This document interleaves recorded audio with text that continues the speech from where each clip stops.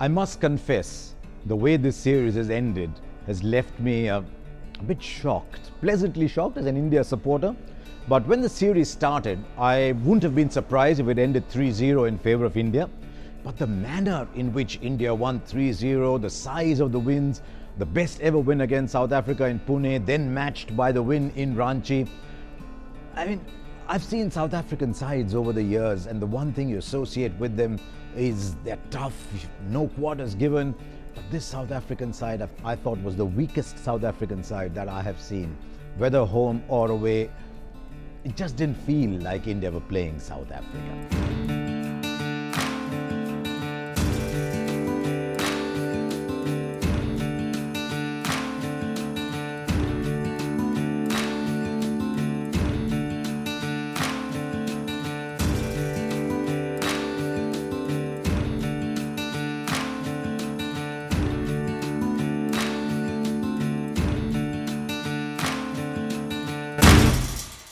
So what are the 5 things then that to me had an impact on the series?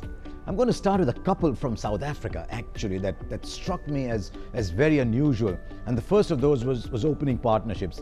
I mean, right from the time you had Kirsten and Hudson, and then you had Kirsten and Gibbs, you had Graham Smith with his other partners. There's always good opening partnerships from South Africa.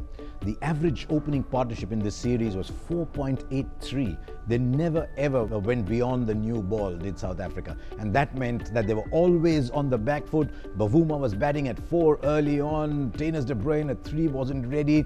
And so that first wicket fell made it very easy for India to have an impact.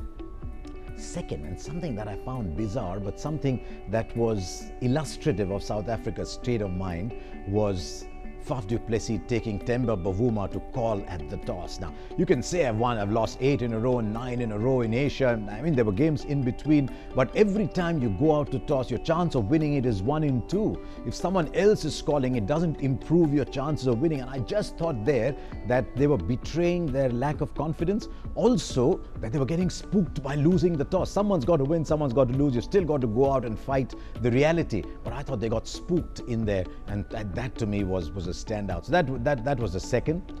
Third to me was the return of Wriddhiman Saha. It surprised me, but it was a pleasant surprise because in these conditions you want to go in with your best keeper, and Saha was outstanding. Even on the last bowling, that excellent low catch, most keepers would be very proud of it. Saha just picked it up and tossed it in the air, and I thought he was really, really good.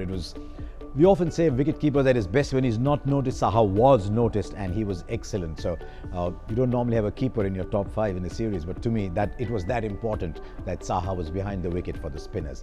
That leaves me with 2. Rohit Sharma at the top of the order. Not everyone agreed with it. There were some of us who said, yeah, we're just trying to find a place for Rohit Sharma. Reminded me of what Saurav Ganguly said to Sehwag, you're far too good not to be in the side. Rohit Sharma had been tried many times before. Many middle order batsmen had made the move up. There was Abhimanyu Ishwaran, Priyank Panchal, everybody in. We said, Rohit Sharma. Then he got 100, then he got another 100, and I thought he played his best innings in Ranchi. That 212 is something he can be very, very proud of. A lot of people tell me on Twitter, but he hasn't done well overseas. But we have this obsession with finding limitations. On the basis of what we saw, it had a big impact on the series. But my number 1 factor in this series was Indian pace.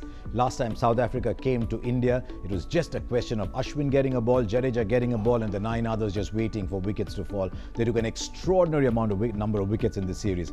Ashwin still got 15, Jadeja still got 13, Shahbaz Nadeem picked up 4, but the manner in which Umesh Yadav and Mohammad Shami bowled in Pune and in Ranchi. Ishant Sharma got a breakthrough as well in Visakhapatnam.